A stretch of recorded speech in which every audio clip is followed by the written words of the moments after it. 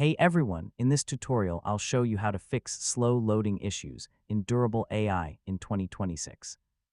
So if Durable AI is taking too long to open, load websites, generate content, or respond to your actions, here are some common fixes you can try.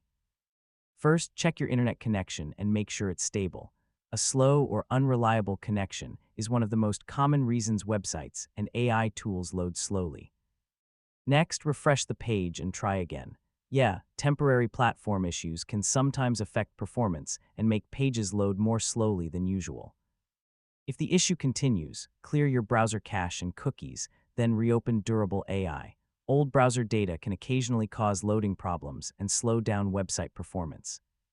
If content generation feels slow, try submitting a simpler request to see whether the issue is related to a specific task or project.